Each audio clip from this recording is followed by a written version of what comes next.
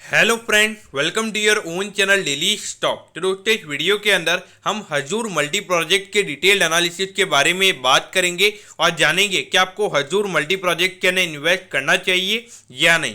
चलिए शुरू करते हैं। तो देखिए, सबसे पहले हम ये जानेंगे कि ये कंपनी क्या काम करती है। तो देखिए, ये जो कंपनी है 1992 में ये कंपनी स्टार्ट हो गई थी और ये जो कंपनी है इंफ्रास्ट्रक्चर वाले बिजनेस के अंदर ये कंपनी हमें काम करती हुई नजर आती है।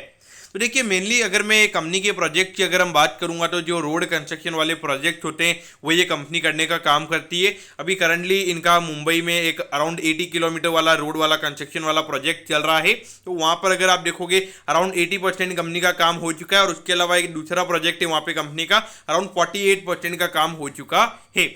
और उसके अलावा ऐसा रिपोर्ट वगैरह में ऐसा देखा गया है कि अराउंड 800 करोड़ की हमें यहाँ पे कंपनी की ऑर्डर बुक नजर आती है। तो देखिए, ऑर्डर बुक होना एक अलग बात होती है। देखिए, एक कंपनी इतने छोटे लेवल पे अभी कंपनी काम कर रही है तो वहाँ पे कैश इनफ्लोज की काफ़ी ज़्यादा प्रॉब्लम रहती है। और मेनली क्या रहता है कि यहाँ पे जो कंपनी के ऑर्डर है, तो कि अगर आप देखोगे रोड कंस्ट्रक्शन के ऑर्डर कौन देता है, मेनली गवर्नमेंट देती है। तो मेनली ऐसा देखा गया है कि जो गवर्नमेंट होती है वो पेमेंट मिल जाता है लेकिन काफ़ी लेट तक मिलता है। तो वहाँ पे कंपनी के लिए जो इंटरेस्ट कॉस्ट रहती है वो वहाँ पे काफ़ी ज़्यादा रहती है। और ऐसी छोटी कंपनीज रहती है तो मिनिमम अगर आप देखोगे 10 से 11% के रेट पे इन्हें वहाँ पे लोन्स लेने पड़ते हैं।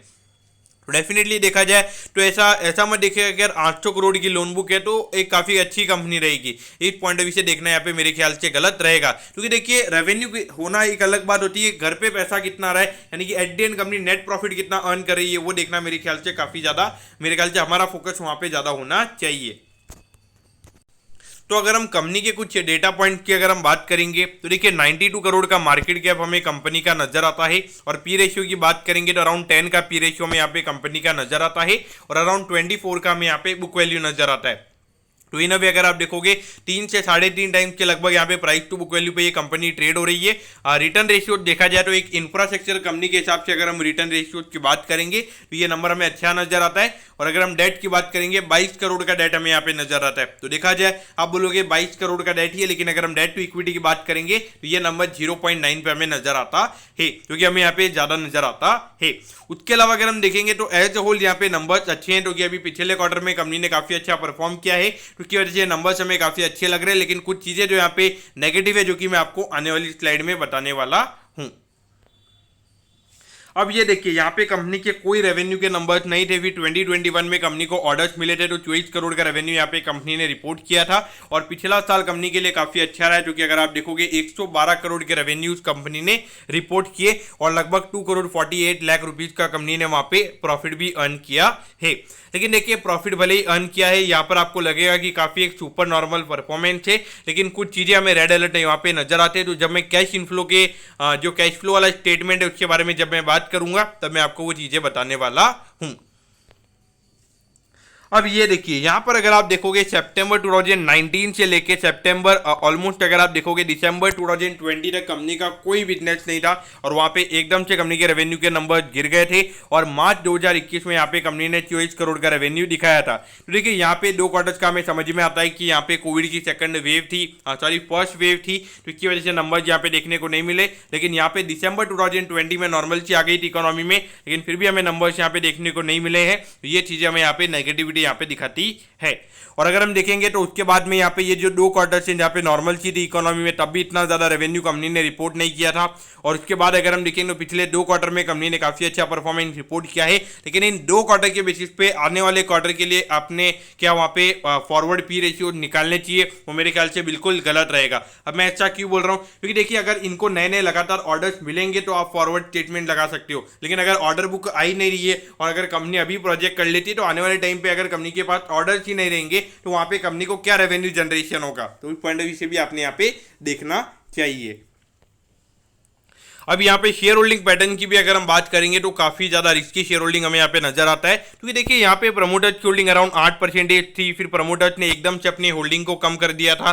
फिर जब बिजनेस फिर से यहाँ पे ऑन ट्रैक आने लगा तो फिर से प्रमोटर्स की होल्डिंग की अगर हम बात करेंगे तो अराउंड 25% पे उनकी होल्डिंग आ गई। तो देखिए, एक तरीके से अगर यहाँ पे प्रमोटर्स ने एकदम से अपनी होल्डिंग को कम कर दिया और फिर से यहाँ पर अगर इतना 25% से बढ़ाया है तो अगर stock by chance double triple अगर हो जाता है तो वहां पे प्रमोटर डंप कर सकते हैं। क्योंकि अगर आप देखोगे अभी बहुत सारे ऐसे स्टॉक्स हैं जहाँ पे ट्विटर पे काफ़ी ज़्यादा एक तरीके से फेमिलियरिटी हुई है, काफ़ी ज़्यादा पॉपुलैरिटी उन स्टॉक को मिली है और वहाँ पर रिटेल इन्वेस्टर ने बहुत ज़्यादा पैसे डाले हैं और एट दी एंड वहाँ पे रिटेल इन्वेस्टर ने पैसे लूट किए हैं और वहाँ पे बल्क डील में ये पता चला है कि प्रमोटर्स ने वहाँ पे डंपिंग की है। तो उस पॉइंट ऑफ व्यू से देखा जाए तो जो भी छोटी छोटी कंपनीज हैं वहाँ पे ऐसी कुछ चीज़ें हमने होती हुई देखी है। मैं ऐसा नहीं बोल रहा हूँ कि इस कंपनी में ये होने वाला है, लेकिन क्या मालूम कि हो सकता है, क्योंकि हमारे सामने बहुत सारे एग्जाम्पल्स हमें भी नजर आते हैं। बाकी की जो पूरी होल्डिंग है वो पब्लिक के पास ही हमें नजर आती है और बाकी एक तरीके से देखा जाए तो मेन यहाँ पे इतनी छोटी कंपनी 90 करोड़ का मार्केट कैप है, तो वहाँ पे पब्लिक के पास ही हमें होल्डिंग नजर आएगी।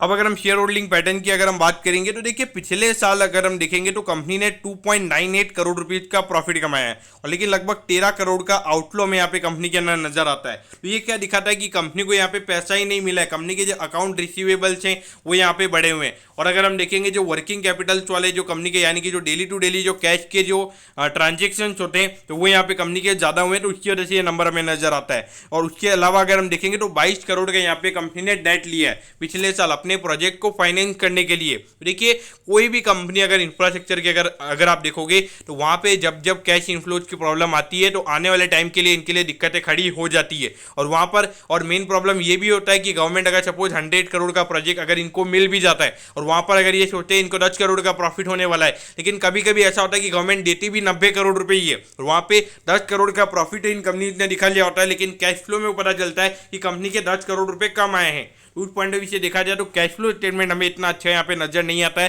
खास करके ऑपरेटिंग कैश फ्लो में यहाँ पे पॉजिटिव नजर नहीं आता है। जब रेवेन्यू के नंबर जितने ज्यादा है तो वो मुझे यहाँ पे थोड़ा सा रेड अलर्ट ये स्टॉक में यहाँ पे करता है। तो अब देखिए 91 रुपीज पे ये स्टॉक अभी ट्रेड हो रहा है, काफी ज्यादा ये रैली हमने इस स्टॉक में देखी है। तो देखिए ये मत सोचिएगा कि यार अभी मैं थोड़ा नेगेटिव पॉइंट यहाँ पे ये कंपनी के बारे में बात कर रहा हूँ और अभी 90 करोड़ का मार्केट कैप है। तो देखिए अगर किसी के पास में हाई क्वांटिटी में ये स्टॉक अगर पड़ा हुआ है, अगर मार्केट में लिक्विडिटी ही नहीं है तो वहां पे डिमांड क्रिएट करके डेफिनेटली 300-400 करोड़ यानी कि 3-4 गुना ये स्टॉक हो सकता है। ये मत देखिएगा कि आपने राइड मिस की है। तो देखिए कभी कभी ये होता है कि अगर आपने 300-400 करोड़ का मार्केट कैप अगर इसका देख लिया और आपने होल्ड भी कर दिया, लेकिन उसके बाद अगर किसी ने वो स्टॉक को डंप कर दिया और लगातार वहां पे लोअर सर्किट लग रहे हैं तो वहां पे डेफिनेटली आप फंस सकते हो और आपका स्टॉक निकलेगा भी नहीं, आप अपने स्टॉक को सेल भी नहीं कर पाओगे। तो डेफिनेटली मेरे ख्याल से देखा जाए तो यहाँ पे बिजनेस मॉडल अगर देखा जाए इंफ्रास्ट्रक्चर वाला जो बिजनेस मॉडल है यहाँ पे छोटी कंपनीज के लिए बिजनेस बनाना काफी ज्यादा मुश्किल हो जाता है, क्योंकि गवर्नमेंट यहाँ पे एक तरीके से ये बोला जा सकता है कि अभी नितिन गडकरी जी है जिस तरीके का फोकस उनका हो रहा है, जिस तरीके से लगातार फास्ट वो प्रोजेक्ट्स अभी कर रहे हैं, तो वो उस पॉइंट ऑफ व्यू से देखा जाए डेफिनेटली ये होना चाहिए। मैं तो यही बोलूंगा कि अगर आप इसमें उतना ही पैसा डालना चाहिए जितना आप लूज करने की कैपेबिलिटी रखते हैं, उससे ज्यादा मत डालिएगा। अगर आप 10,000 रुपए डाल रहे हैं, 10,000 रुपए के अगर आपके जीरो भी हो जाते हैं तो आपको उससे कोई फर्क नहीं पड़ेगा और 10,000 का अगर अराउंड 30-40,000 रुपए हो जाता है तो निकाल दीजिएगा। उस पॉइंट ऑफ व्यू से आप इन्वेस्ट करना चाहिए एक proper investment point of view कि यार ये स्टॉक डबल हो जाएगा, 3 गुना हो जाएगा, तो वो चीजें हम यहाँ पे जो डेटा हमारे पास में अवेलेबल है उसे देख के हम ये एनालाइज नहीं कर सकते। आपको लग रहा होगा कि यार इतना रेवेन्यू है फिर भी ये क्या बोल रहा है, तो उस पॉइंट ऑफ व्यू से आपको ये देखना पड़ेगा, क्योंकि देखिए कैश फ्लो होना बहुत जरूरी है कि जितने भी बिजनेस है तो वहाँ पे आप सिर्फ नंबर नहीं देख सकते, आपको कैश फ्लो देखना पड़ेगा। अगर कैश फ्लो यानी कि अगर कंपनी के पास में अंदर पैसा ही नहीं आ रहा है तो उसे कंपनी कैसे अपने प्रोजेक्ट को कंप्लीट करेगी, तो वो भी देखना काफ़ी ज़्यादा जरूरी रहेगा। बाकी मेरी तरफ से यहाँ पे कोई रिकमेंडेशन ये स्टॉक का नहीं है, मैं तो यही बोलूँगा कि अगर पैसा डाला हुआ है तो उतना ही डालिएगा जितना लूज करने की कैपेबिलिटी रखते हैं। तो भी ये देखिए अभी जो लास्ट ट्रेडिंग सेशन था वहाँ पे कंपनी में लोअर सर्किट लगा है, तो यानी कि जितने भी रिटेल इन्वेस्टर है अगर उनको सेल करना है तो वो यहाँ पे सेल नहीं कर पाएंगे। तो देखिए अगर ऐसे में आपने अगर इसमें अपना एक अच्छा खासा नेटवर्थ अगर इस स्टॉक में अगर आपने लगाया तो आप इतने बड़े फंस जाओगे, तो वो पॉइंट ऑफ व्यू से आपने देखना चाहिए। दोस्तों मैं होप करता हूँ कि हजूर मल्टी प्रोजेक्ट के डिटेल एनालिसिस के बारे में आपको सब कुछ समझ में आ गया होगा। अगर आपकी कोई भी क्वेरीज है आप कमेंट कीजिए, मैं जरूर आपके कमेंट पर रिप्लाई करूंगा। ओके दोस्तों, thank you, have a nice day.